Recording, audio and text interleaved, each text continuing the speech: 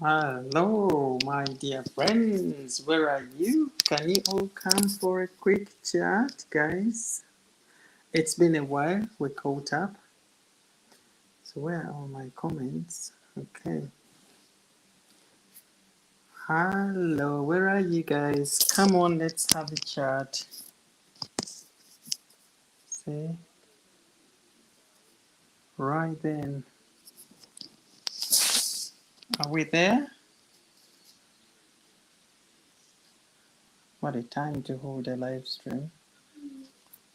Hello, my dear friends. Where are you all? Come here. Let us have a conversation. Hello, my dear friends. How are you all? I'm so glad to see you again to catch up on this live stream. It's been a while, guys. Hope you have all been fine. Hi, Lauren. How are you today? Good? Oh, it's been such a busy few days gone with the loss of Her Majesty the Queen, and of course all that has been going on in the country. Lorraine, I hope you're fine, and so is everybody else who is watching this live stream wherever you are. I'm sending you all greetings, my great friends. Thank you all for the support that you show me every day, and to this channel, of course. We have all been through a lot of hardships recently, especially with the loss of Her Majesty the Queen. And of course, we are now in the new era of King Charles III. We still haven't got over losing Queen Elizabeth, but what can we do? Life goes on, we are moving on. So a lot has been going on, obviously, in the world of our royals, and I thought it's a great time to catch up with you guys and see what you have all been up to. How has the death of Queen Elizabeth affected you all, Lorraine? How has the death of Queen Elizabeth affected you? It has really knocked me down, but that is, what life is all about. We come, we do what we do, and we all go after we have made that contribution in the world. So I suppose, this was it for Her Majesty, and now we're here into a new era of King Charles III. But yes, so much has happened recently. You saw my live stream, and thank you so much for the support, guys. You all turned up in huge numbers to watch that live stream.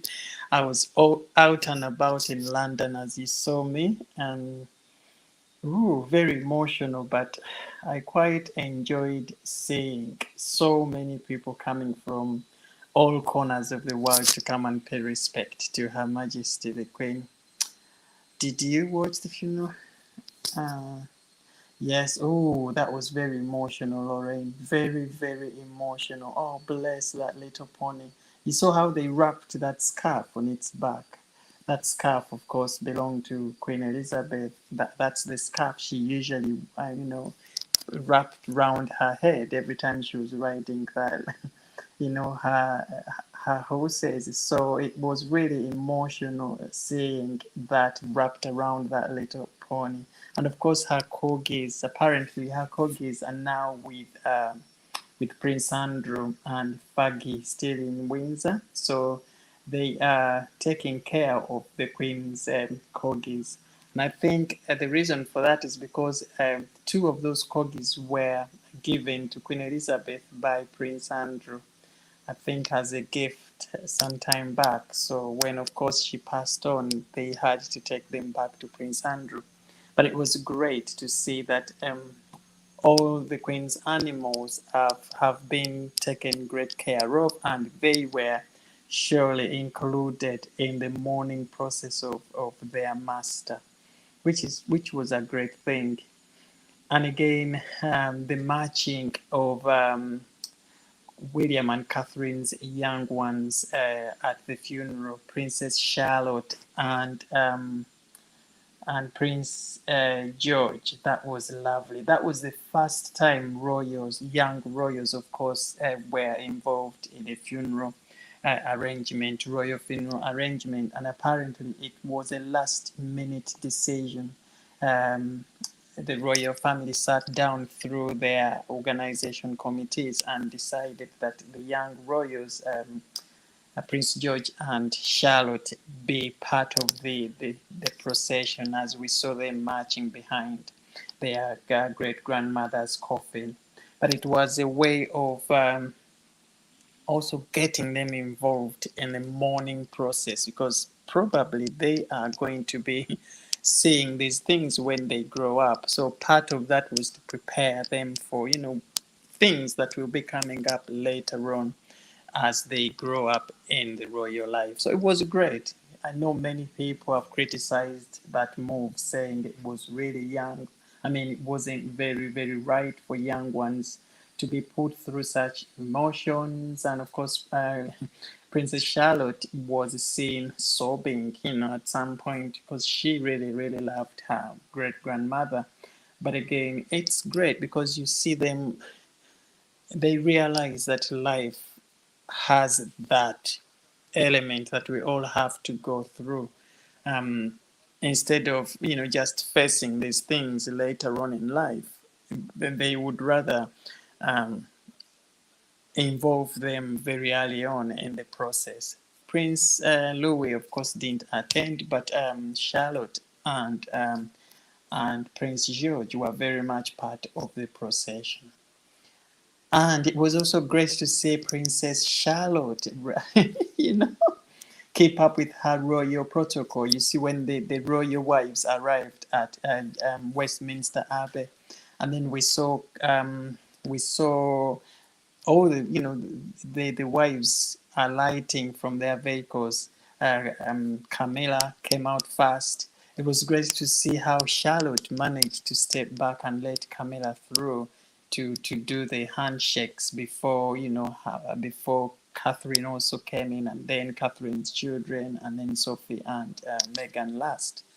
But the idea is that Charlotte is so much on the ball when it comes to royal protocol and practicing all of those norms within the royal family. So these kids are really, really brought up to, practice and know what to do and what not to do, how to behave during these royal processions, which is again great considering that maybe Meghan and Harry's children are always nowhere to be seen at events like this, and of course Princess Charlotte and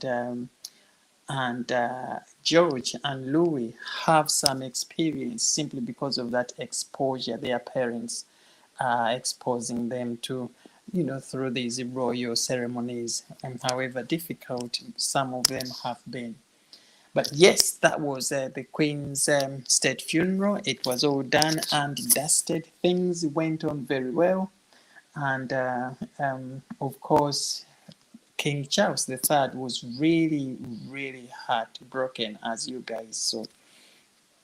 Very heartbroken. And of course, we know that um, Princess Royal Anne is such a strong woman, but also there were instances where she also looked really, really broken. All the Queen's children could not stop sobbing. Did you guys see Prince Edward and Sophie as well? They cried their tears out during that funeral service. Oh my days. I think they they went through 3 boxes of tissue. But again, that shows that endearing love they all had for their mother. And we saw William as well close to tears.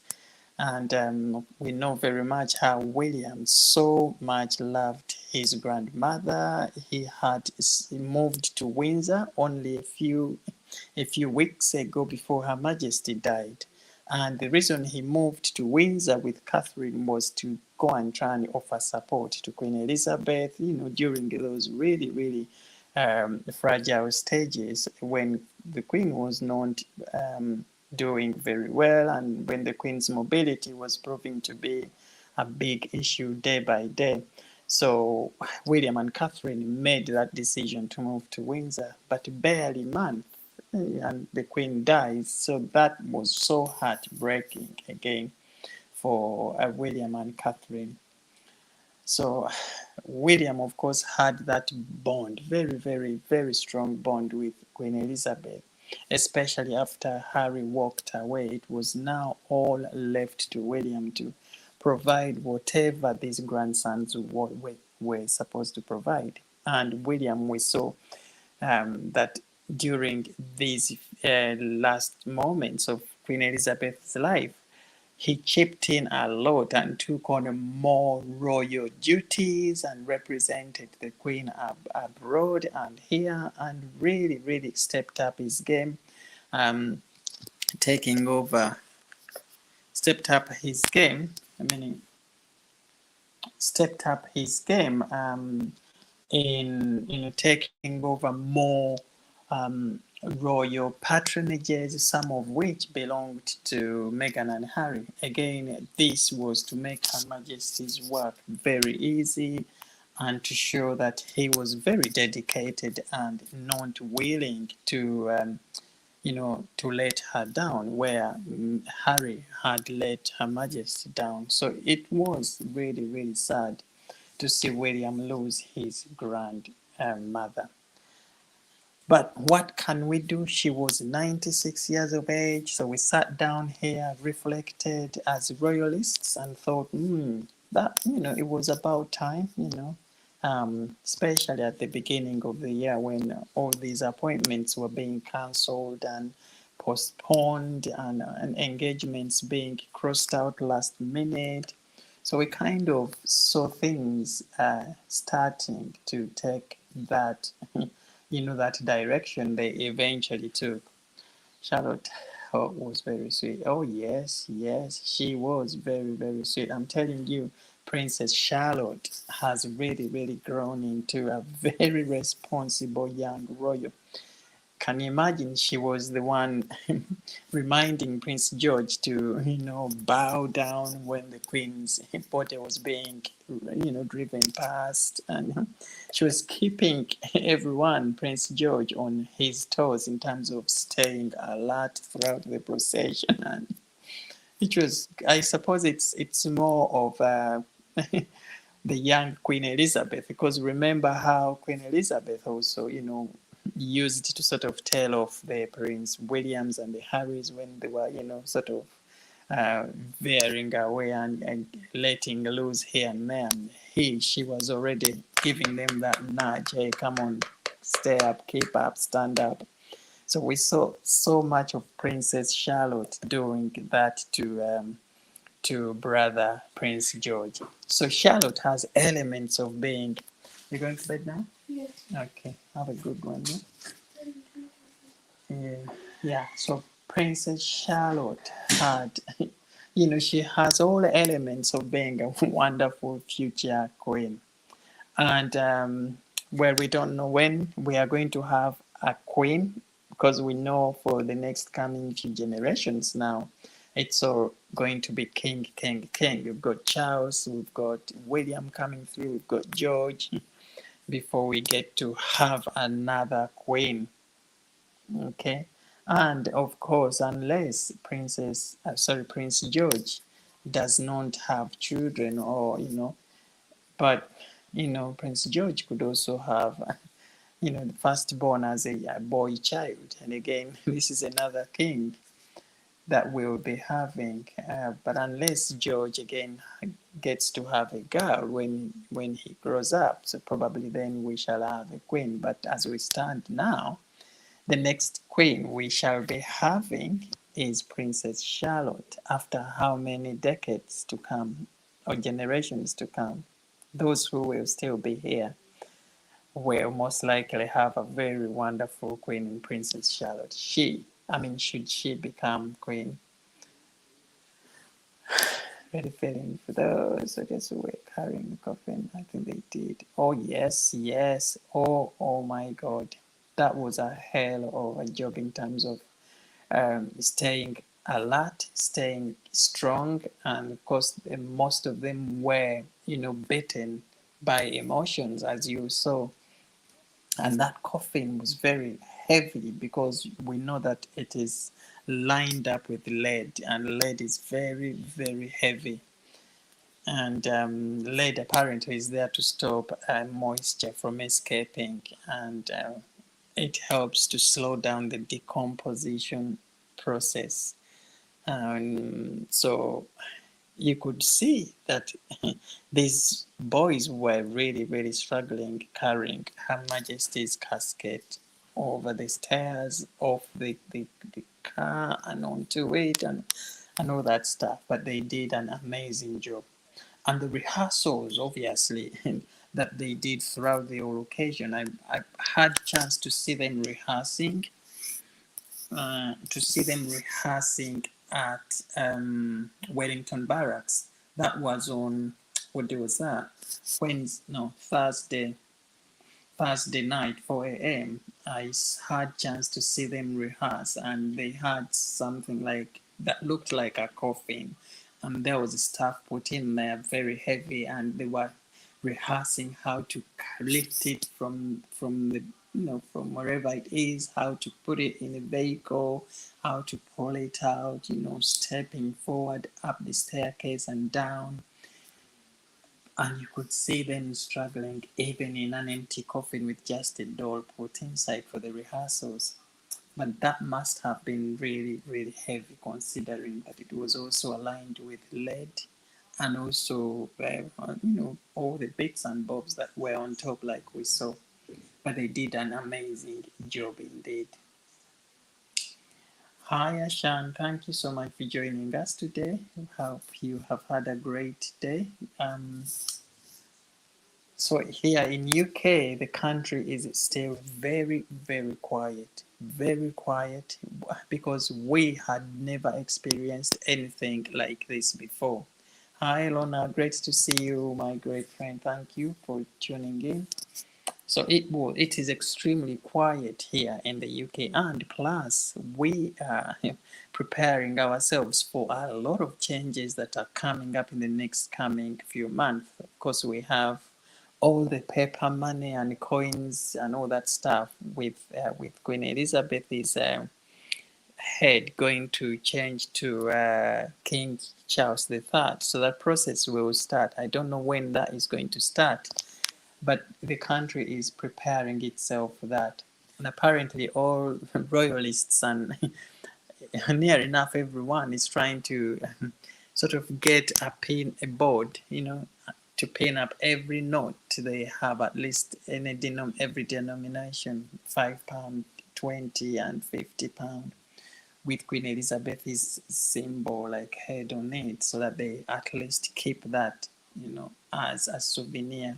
Because once this money goes through the system, we are going to have a whole new version of paper money and coins with the new king's image on there. So those are some of the changes. Bonnie, you're welcome to this live as well. So those are all the changes that are taking place here in the UK, amidst all that is also going on in terms of King Charles III moving from St. James's Palace, where, of course, he has been living as the Prince of Wales, to his new office, which is technically Buckingham Palace.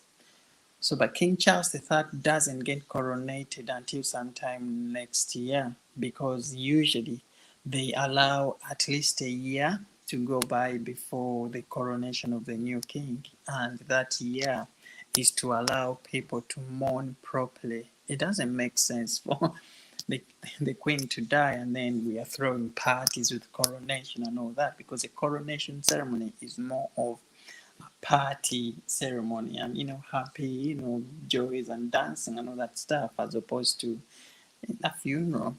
So technically holding a coronation sooner after the death of the monarch isn't something that the British always encourage. So the coronation ceremony of Prince Charles is going to take place at some time next year, so which is about a year's time from the death of Queen Elizabeth.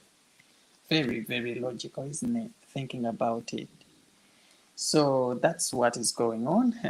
King Charles III seems to have settled in well, apart from his the issues he had with the pen not working, and at some point the pen losing ink and flooding on his suit and everything.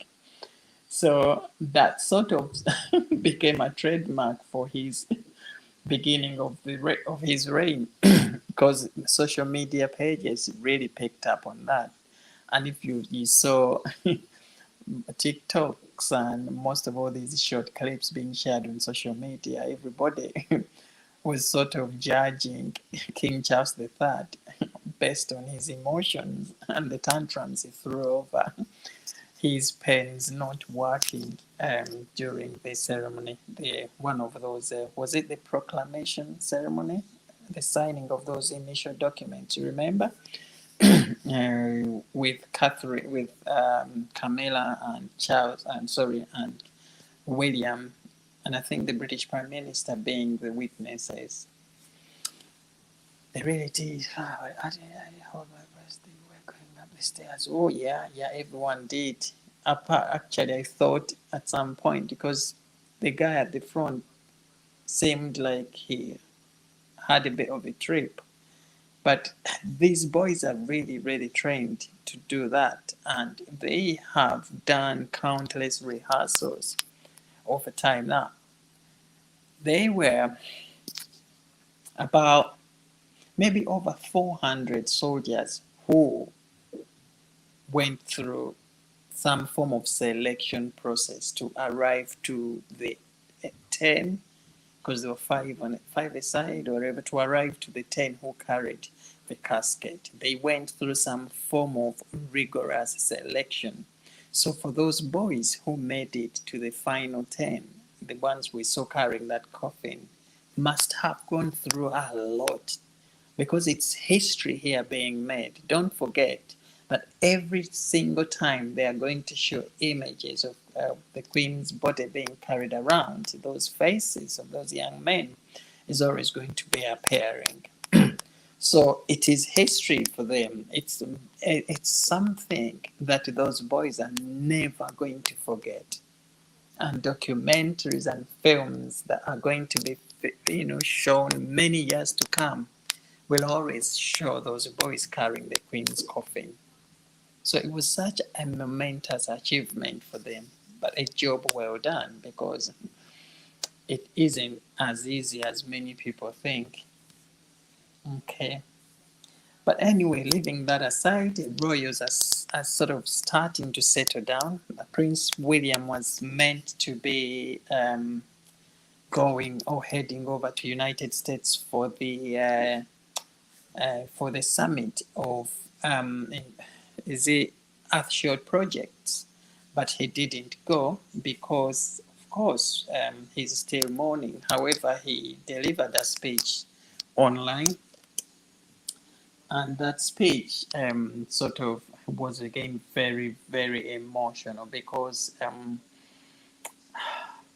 he again talked about that love that his grandmother had, and how his grandmother was key in Prince William establishing his initial idea of that Earthshot project.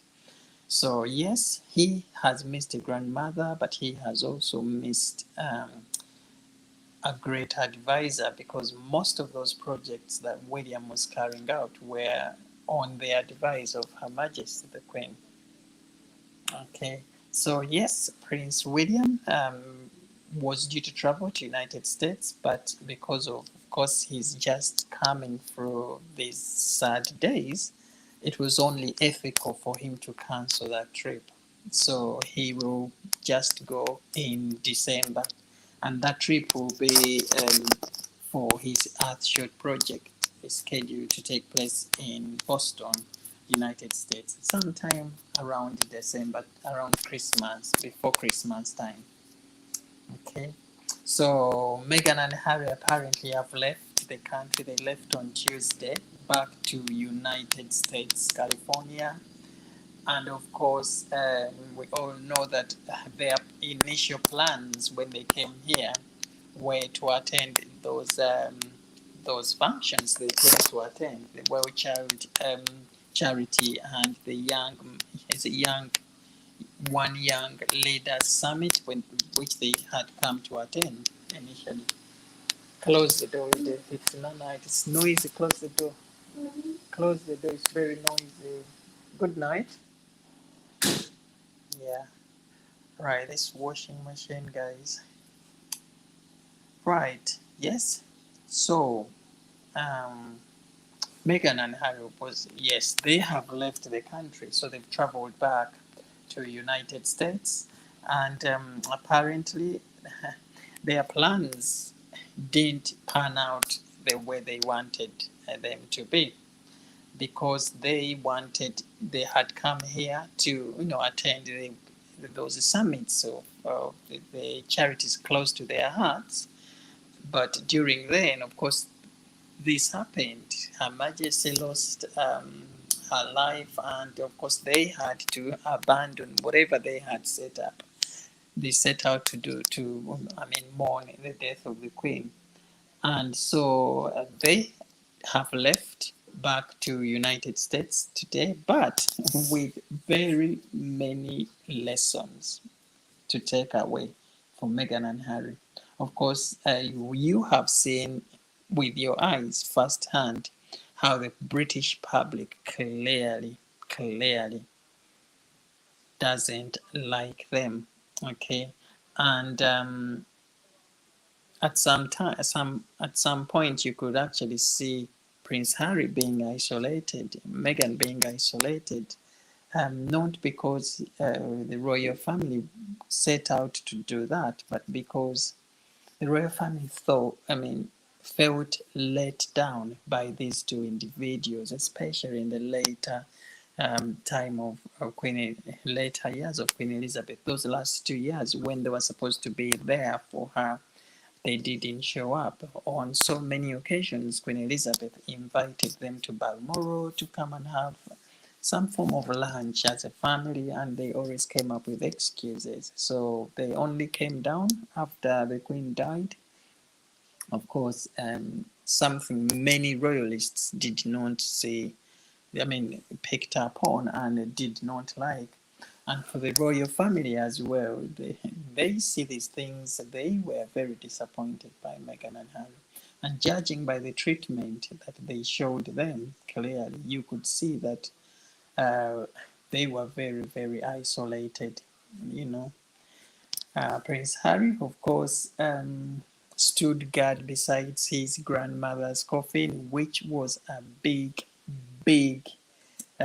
sort of challenge for him, because he stood there knowing that he's there and he didn't see his grandma alive, and of course with whatever he had done with Meghan, holding those conferences that sort of and interviews that really brought the royal family down, and engaging in activities that were not uh, that and were engaging in those activities that were not in line with the values of the royal family, that must have really hit him hard, Harry. And he must have realized the sort of bad decisions he made, over the years. He went to United States, and how he must have angered his grandmother. And he wasn't meant to wear his uniform, but he was allowed to wear the uniform. And I think this was another last minute decision that King Charles III made for Harry and Andrew to wear their school uniform.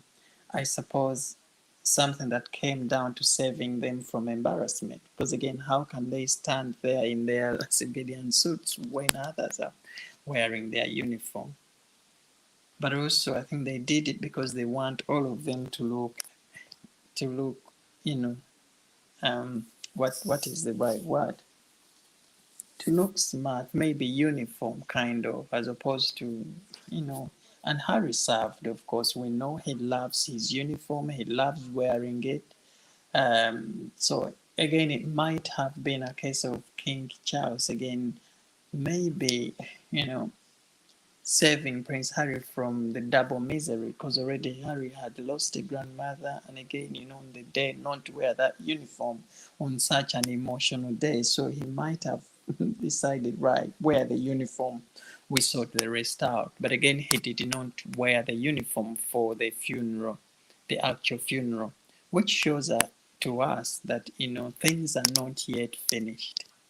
And of course, Meghan and Harry travel back to United States with unfinished business, because they haven't really got time to sit down with the royal family to set out their differences. Later on, Harry has a book to release, which is due out sometime in November.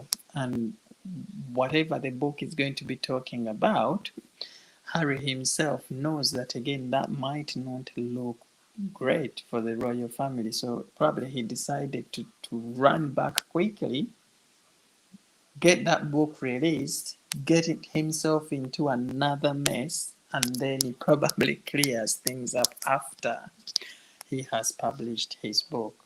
But there weren't any intentions for the royal family to sit down and sort of sort out these differences while the Meghan and Harrys were here, because there wasn't that platform. And King Charles, of course, is still mourning. Prince William is still mourning, and part of their mourning is also, taking away most of, they aren't thinking the way they are supposed to be. So they need a lot of time to sort of get their senses back before any meaningful actions can take place. Hi, Sam. Thank you so much for joining. Yes, I'm well. Hope you've had a good day. It's been very busy for you, Sam, hasn't it? I suppose you're just getting on. What a life we have. In his mind, he missed many opportunities. Yes, Lorna, I agree with you 100%. I am doing a series on TikTok. Guys, if you're following me on TikTok, I started a series, and this series has something to do with Prince Harry. And the title, of course, is Prince Harry, a prince who is at crossroads. Because he is. Prince Harry is in a situation where he now does not know what to do. He came here, he has seen how the public treats him. He has seen a different environment to the environment he left many years ago in terms of how popular he is, but also he has seen how his family members are isolating him, and no one wants to give him an audience because they don't trust him. He has also seen firsthand how his wife, Meghan, sits in terms of, again, popularity here in the country. And I suppose he reads all these stories and comments and whatever that come out regarding things that Meghan is doing, and is probably not happy himself with those actions that his wife, is taking. But because he has to put on that image of there being so much love between themselves, in fear of, again, being, what is it? In fear of people saying, right, we told you. So he has to wear that mask. But for how long is he going to wear that mask? So he stood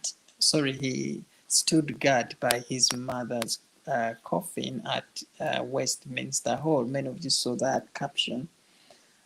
And there was a very sad but also worried prince, because standing there knowing my grandma is dead in that box, but I know she wasn't happy with whatever I did. And he didn't reconcile with her before she died. We don't know, allegedly, because what we know is that he didn't make it on time to find her alive. Neither did he see her, to those days prior her death. Okay, so he might not have had that chance to make up, which will always haunt him. And then he knows that his book is due to be released in November, And in that book, of course, he talks about his dad, who is now the king. So that is different, because by the time he wrote that book, King Charles was the prince. Now he is the king. How do you talk ill about a man, your father, who is a king and who has so many powers to do whatever he can do? So these must be worries for Prince Harry. Should I withdraw my book? Should I go ahead and publish it? What can I do? What am I supposed to do with my wife? Probably at this time, because I'm starting to actually see that some of the things here are not right. Should I take a divorce? Should I, so he is at crossroads, Prince Harry, and I don't think anyone would like to be in his shoes. But what do you guys think? Please share your thoughts in the comments section below. Lauren, you said you should imagine the next big event will be the coronation. Yes, that's sometime around, I think June next year. It always has to be a year, and they always choose a day which is obviously going to be great weather-wise. But again, now we are going to start having king's birthday parades. So, so these are all events that this is how things are changing. Because we used to have the queen's birthday parades. Now we are going to have the king's birthday parades, and we have again, because Prince Charles, of course, was born at a different age to what Queen Elizabeth was born in. So depending on whether, again, those dates fall within the summer month and a good weather month, these are all things that the royal family is really, really trying to work on right now. Later on, we know that we have a very new prime minister who is also still navigating her way around, and these work very closely with the monarch. So again, there is establishing that link again between the monarch, the prime minister, and then the monarch also trying to reallocate roles within the royal family. There are plans to slim the royal family down, get rid of certain titles, and as far as I know, Meghan and Harry's children will not have titles because King Charles, I think, thought that no, they don't deserve them for some reason. So, but anyway, guys, this live here was meant to be a brief one. Today, as you see, I'm testing a certain software. This live StreamYard, I've never streamed using this software. So this is my first time. So I said I'll try it out and see how it pans out. And again, at the same time, while I check on you guys. But thank you always for the support. There are so many projects that are due to come up. The royal family is due to release a new calendar for duties, because most of these duties are changing. The death of Queen Elizabeth has led to a massive shift, not only in power but also in responsibilities, because she was also representing over 200 and something charities. So she was a patron of so many charities. So those charities also are going through some sort of transition as a result, So the Queen, King Charles again now is the one tasked with re-delegating those tasks and saying who takes on what depending on their strength. And some says, wonder if Harry managed to speak with his grandmother on the phone via FaceTime before. Oh, I doubt the Queen would not have done that, because, well, who knows? But I really, really doubt, because from what we know, King Charles III was around Queen Elizabeth at the time of her death. and so is Camilla and Edward, Sophia, I think, were they there as well?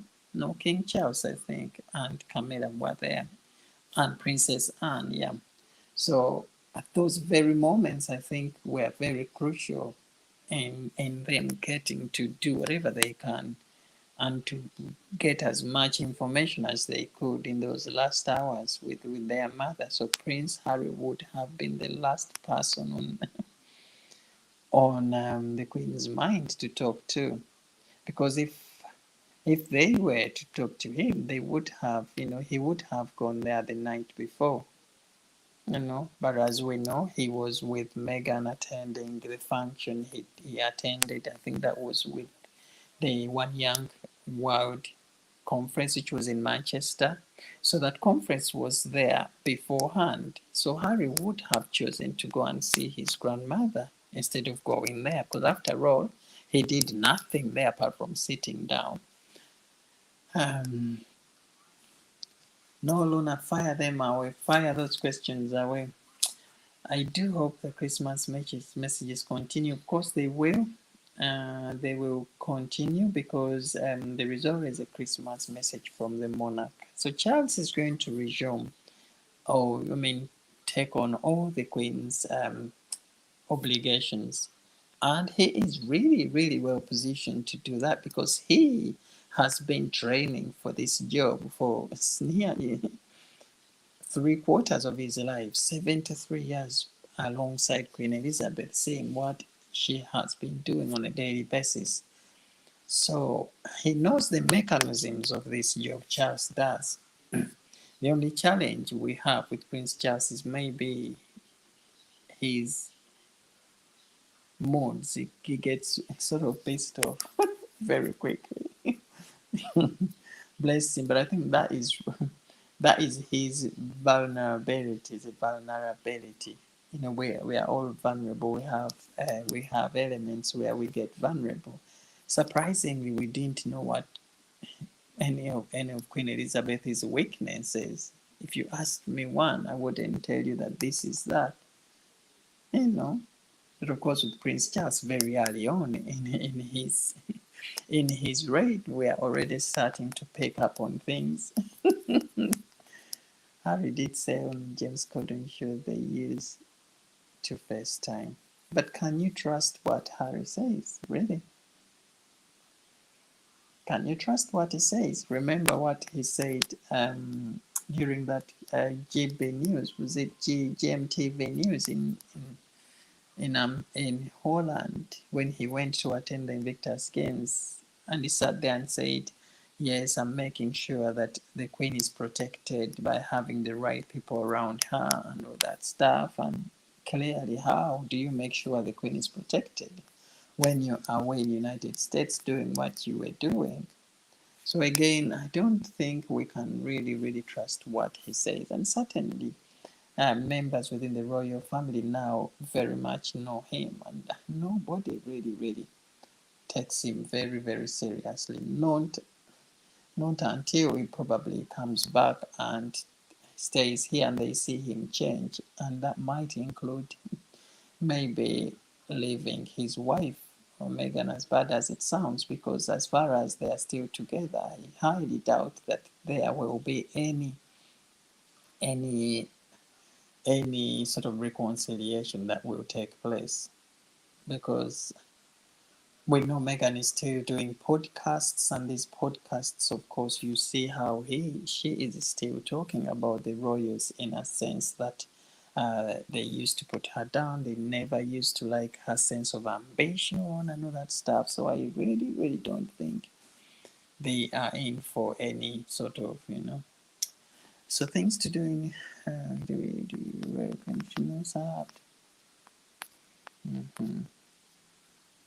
We are proud to be British. Yes, thank you so much.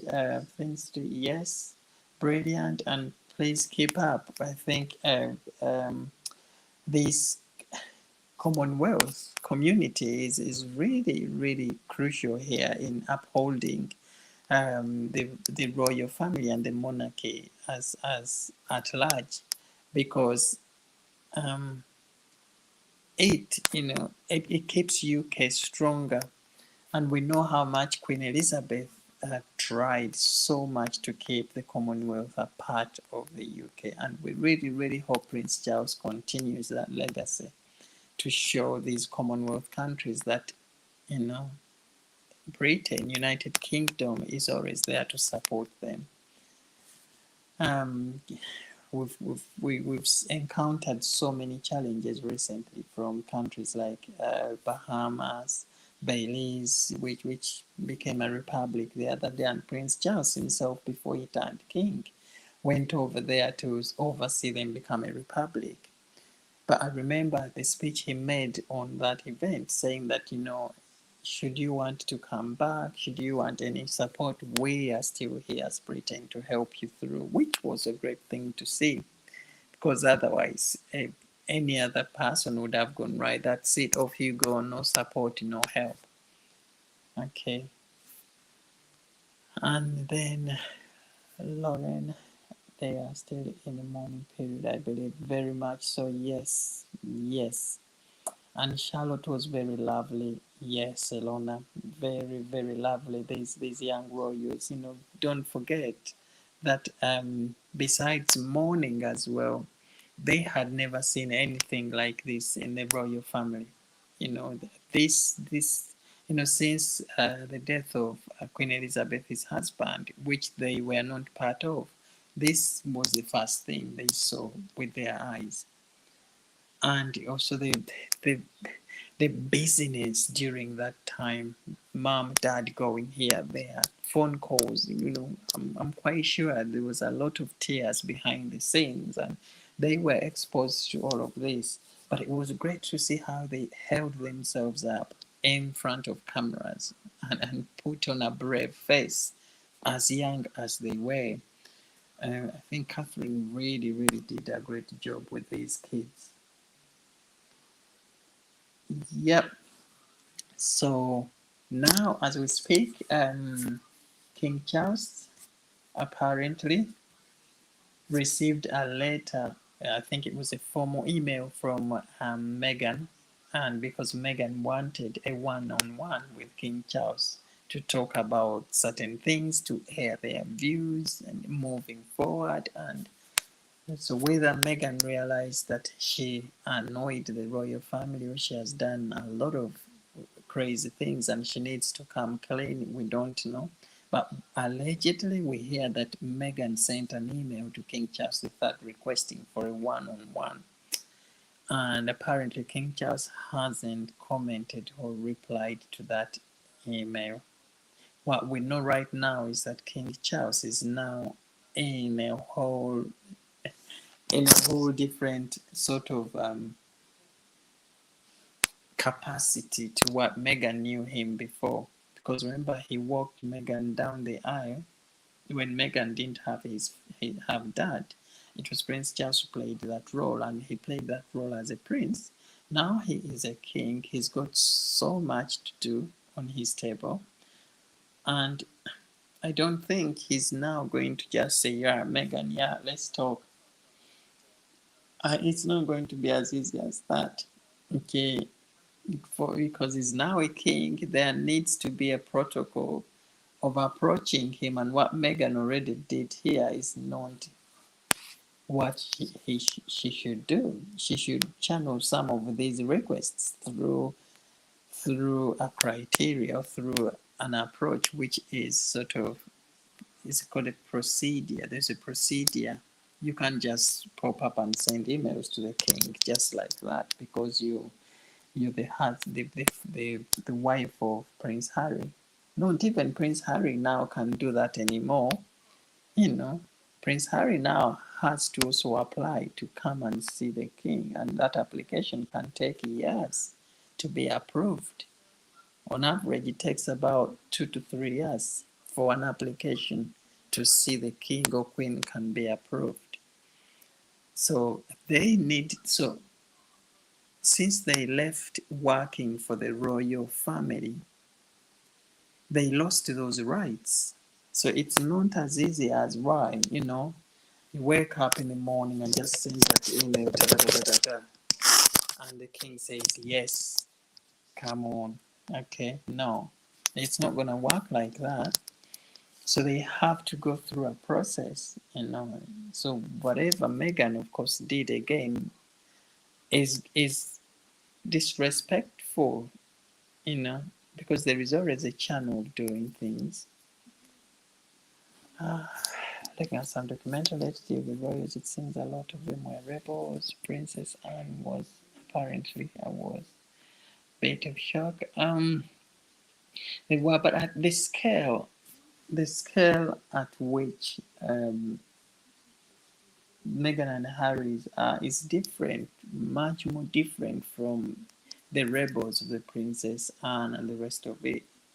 Because here we're now talking about people who are pulling the royal family down, you know, saying things like everybody in there is stuck, you know, and there's a lot of racism going on there. The system is flawed and all those things. King Charles himself is not happy.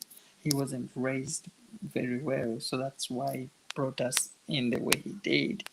Those things are very damaging, you know.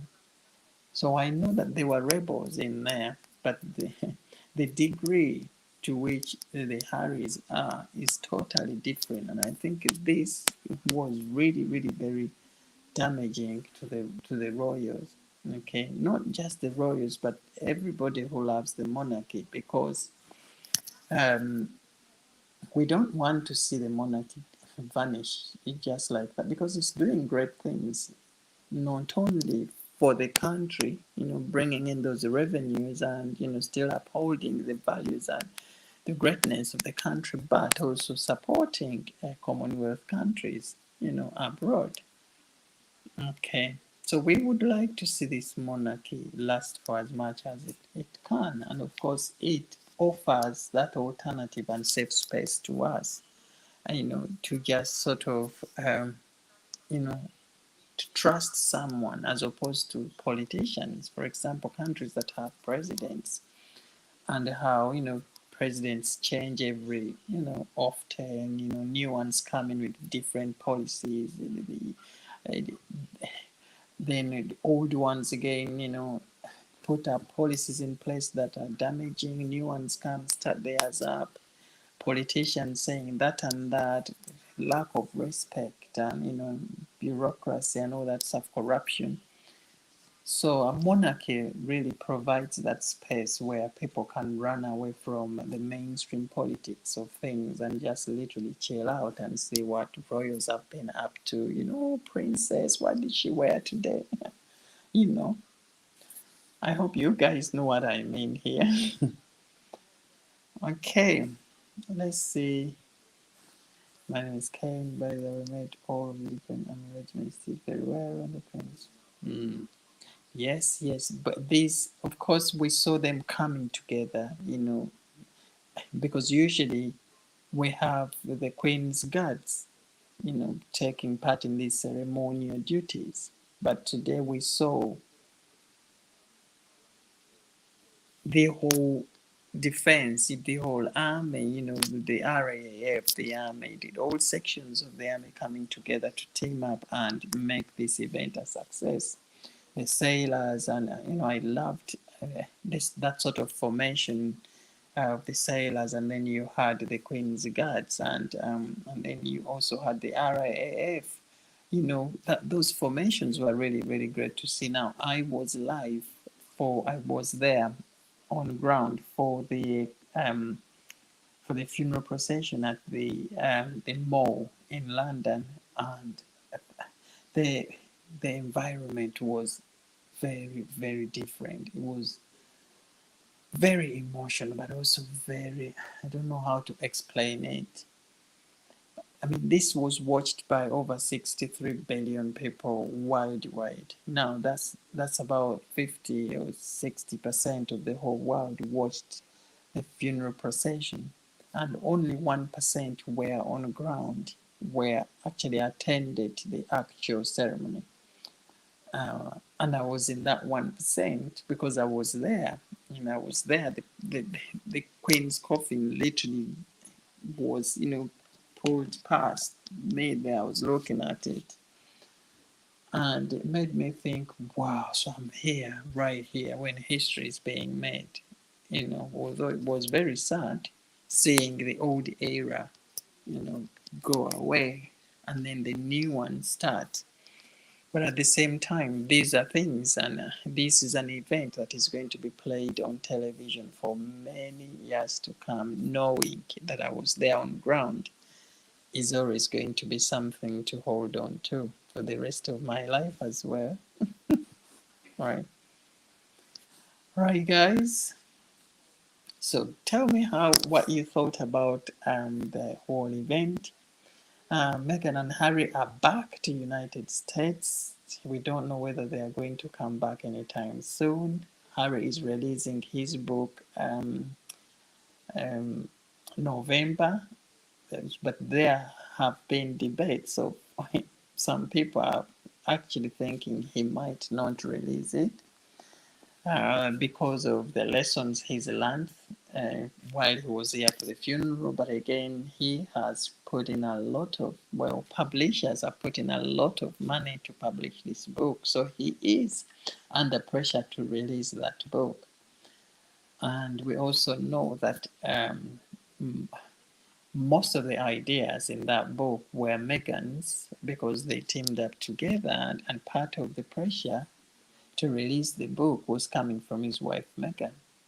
But after that experience that Meghan had seen while she was here as well, could she turn around and tell Harry, right, listen, I think first put off releasing that book? We don't know. But I hope somebody puts sense into them and they make the right decision. After all, it's their life. We cannot stop them to do those things they really want to do. She has a lot of nerve. Lorna, who are you talking about? You talking about Meghan? I think the king made it clear in his first address to us he wishes them well with their life abroad. Yes, that is what I was coming to, Lorna. Yes, he made it very clear. He said to my son, Harry, I love you and I wish you good luck with your wife in your life as you build a life abroad. That was very telling of a king who's saying, right, off you go. But we also, and of course, we know how much Prince Charles adores Prince William. And Prince William, of course, in that speech had great reservations from his dad, who said the new Prince and Princess of Wales, and that means the heir to the throne. Now, Prince William is going to be key in decision making. And we know that William and Harry don't get on. That's the actual truth. These two brothers, apparently, there was a rumor that Meghan and Harry were planning to go out on their walkabout in London, and then that rumor circulated, and William got to know about it, and he sent them a text just to come and keep them in check. So I don't know whether that was true, but there is no smoke without fire, guys. And the other thing I've also heard was the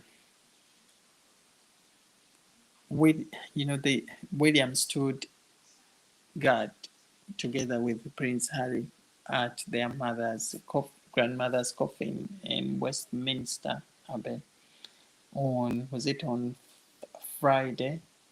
Yes, the Friday, Saturday. It was Saturday, yes. But apart from rehearsing as a group, of course, grandchildren, they didn't talk a lot, But also we know that in Windsor, for that surprise, walkabout outside, you saw that on tele. Apparently, because they arrived in the same car. But again, very inside sources claim that there weren't any meaningful conversations that took place in that car. Because obviously you saw how they came out and, Catherine walked, everybody walked, and Meghan sort of stood aside until William actually called her in. She was already nervous. showing signs of, lost confidence, and because she knows what she did. It it is this Harry and Meghan put themselves in a predicament. I don't know how they come out of it, but it's going to be very difficult. But yes, you're very right, Lorna. The king made it very clear. Okay, and whatever King Charles said must have come from the Queen herself, because Prince Charles, King Charles now, spent a lot of time with Queen Elizabeth before she died, and they must have sort of, they must have sort of, they must have sort of come to terms with some of these statements together, decisions together, and of course, Queen Elizabeth also must have told King Charles that, listen, when you are laying the ground for future, you know, policies and also titles within the royal family, you know where to put Meghan and Harry, because they didn't make that time. They didn't really take any effort in sort of repairing these their issues before the Queen died. It was they were the ones supposed to really push for this, and if they sat there waiting for the royal family to invite them and say, come on, apologize, they were very wrong. It was them to make that step, but they didn't while the Queen was alive. And whatever King Charles III is now outlining uh, for the royal family moving forward, most of these decisions would have been laid down by Queen Elizabeth before she died. Okay, as we remember, she made that formal speech, said, "My son, King Charles, and Camilla to be Queen Consort," and of course, now King Charles has outlined William to be the Prince of Wales and all that, and then not making any offers to Harry apart from wishing him well abroad is very telling of where the king wants Harry to be in the next, in future, in terms of the royal family moving forward. It's good for the royal family, I think, to keep people like that out of it, because the more you bring them inside, the more they are going to sort of let you down and make stuff up like that. So you rather keep them out, so they speak without any sort of Rennie Noel. Oh, hi Rennie, thank you so much for joining us. Yes, the funeral was very beautiful, and yes, I stayed in London. Lauren, thank you for that, for asking, because I thought, to be able to be in those good positions, you had to spend the night in London, because people were coming from all corners of the world. And what the police was doing is, once the streets were full up, they would close all avenues to those key areas. So I made sure I get locked up in the area. So while the gates were closing everywhere, diversions being made, I made sure right in there before police puts up all those diversions. But it was worth it. I mean, people queued for 18 hours, 17, to see Queen Elizabeth lie in state. But it was all worth it, because walking in that hall, very historic place to walk through, and a lying in state is always going to be documented. It's always going to stay there forever. The last time we had a lying state was when the Queen Mother passed away in 2002. So now Queen Elizabeth lies in state next after his mother. So it was like bringing back those memories. Like, very sad, but walking in there, seeing the Queen superimposed in the middle of the coffin, and you're looking at it, And also knowing that everybody who is walking in there has really, really walked miles and miles and waited for hours to be able to get inside there is rewarding in some way. I don't even know how to explain it. Yeah. So, did you say none? Yes, I did say that. Yes. And the other surprising thing as well is that the royal family, I think, took it in turns to stand guard beside Her Majesty's coffin.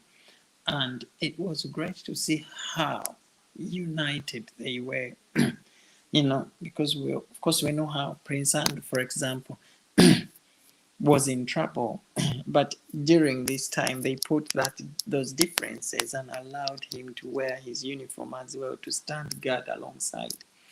You would see them marching. I suppose this is normal. You would all do that for your, when your mother passes on, you all come together.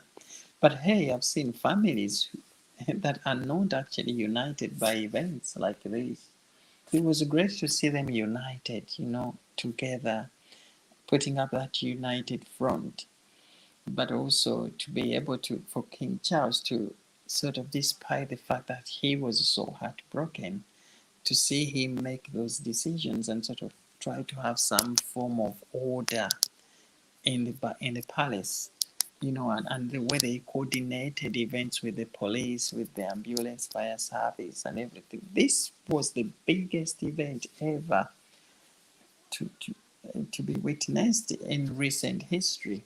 And like I said to you, UK had never seen anything like this for for a long time.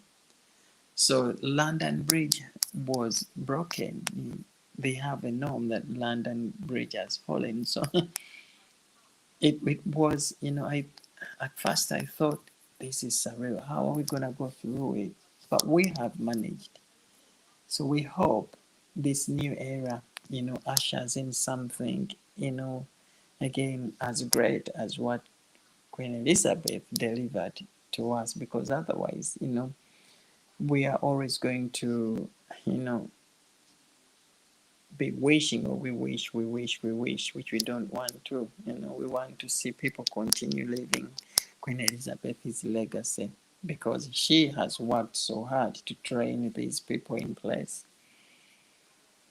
Okay, did you walk by to view the Queen? I did indeed. Thank you so much, Lily, for joining us.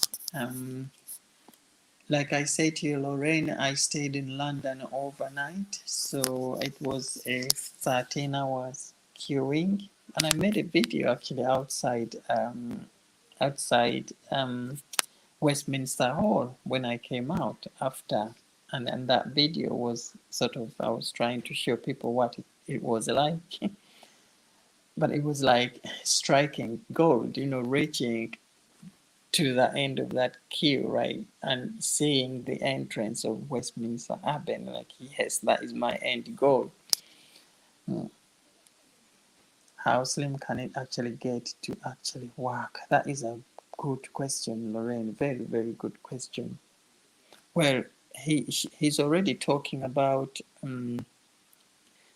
Well, Harry has climbed up to number 5 because he was always number 6, isn't it? So Queen Elizabeth dies, now Prince Charles comes up. But I think Harry's out of the monarchy now. Well, he's no longer working royal with wife Meghan. So now Princess Royal Anne and of course William Anne's wife. But I think he is looking at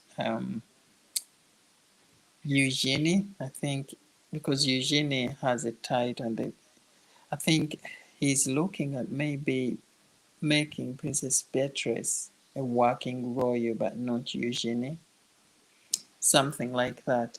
So, but again, considering the fact that there's a lot of responsibilities, how is this slimming down going to actually favor the royal family? Because I think there's a lot of work to do. But I think a lot of it has to do with trying to reward only the hardworking royals. Okay, so those who are really going to be dedicated, like we have seen Catherine, William, Princess Anne. These royals are very dutiful. So I think he's talking in terms of rewarding more royals who are hardworking as opposed to the likes of say Prince Andrew and the Eugenians who are just they are just really to they are spending, but they are really, really not working and achieving the goals that the royal family really wants to achieve. But let us keep an open eye. Let's see where Charles is taking us. I know he's apparently making behind the scenes is coming up with some new things. There is a sense of direction he wants to take to modernize the royal family and the role of the Prince and Princess of Wales, of course, with William and Catherine assuming that role very young and energetic. He's looking at sort of working mainly around William and Kate to promote the royal family's values because these two, William and Kate, are very, very much in tune with the world as we know. But let us see what happens. For as long as King Charles III works together with William closely, as we have seen them in the past few years, I think the royal family is headed for the right direction. Right, guys, I think I've done enough of talking. Yes, Beatrice is. Yes, Harry is no longer. Harry is no longer. Yes, Harry and Andrew are going to be dropped, but this will be made formal in the next coming up. These are some of the changes King Charles is sort of making behind the scenes. We shall get to know all about this. But Beatrice has really, really upped up her game, and she has learned a lot from Catherine because those two are really, really friends as opposed to her sister. So she has really, and we saw her during the Platinum Jubilee celebrations and all the garden parties where she was so much involved in organizing these garden parties on behalf of Buckingham Palace. So that was the royal family's way of introducing her into royal family roles and also giving her an insight of what a working royal should expect. So you're very, very right. Lorna Beatrice is stepping up and she is going to be assuming most of the responsibilities that Harry had, I think, and also taking on those patronages that Meghan had been given. Right. Certainly that working hard as well. They are.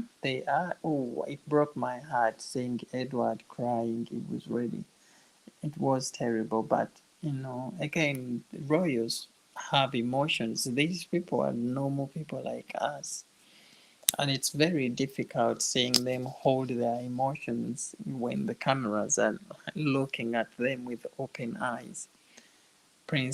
King Charles nearly shed tears, but you could see him trying to hold back his tears because, as a king, he's supposed to be strong. Kings don't cry. That's why you saw Queen Elizabeth very, very strong when she lost her husband, even when she looked at times like she was really, really heartbroken. You could still see her holding herself up very strongly. So King Charles really had to sort of stand strong during those difficult times. Okay, he just couldn't believe that things had. He just couldn't believe that he had become king, because Charles loved his mother so much, and even if he had waited for God knows 73 years, Charles would still want to see his mother go on for as long as she could. Okay. But guys, yes, thank you so much for being here tonight. Really, really honored. Lorraine, again, you're a star of the night. Thank you so much.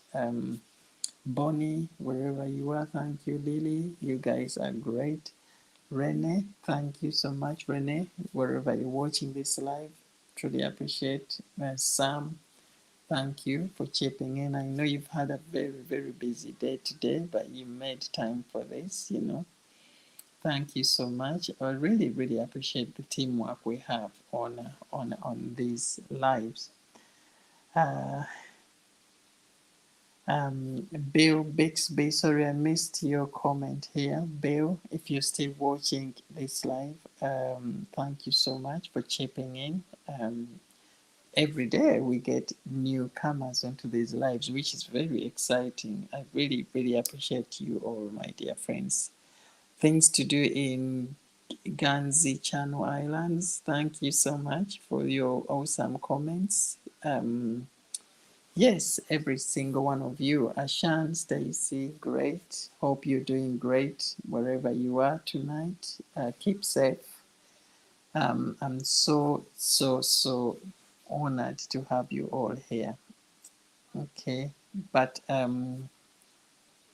I will be again holding a live at some point. Maybe it's difficult these days when the Royals are now taking sort of a break from these activities, and when they do, we also do. So we only pop back when things again pick up. But whenever a big story pops up, yes, there we will as well. But I'm really, really honored with your support, guys. I appreciate every single one of you. If you have any thoughts, please drop them in the comments section below. Our channel has really grown. I think we are nearly 45K. I don't know if we are already 45K, but that shows that people are enjoying our messages, and also that we are doing some really, really awesome work. This isn't my channel, but it's all our channel, where we just come and chill out and sort of spend some quiet moments talking about some of these issues that really, really are of interest to us as royalists. So thank you all very much again, and I hope to see you again soon.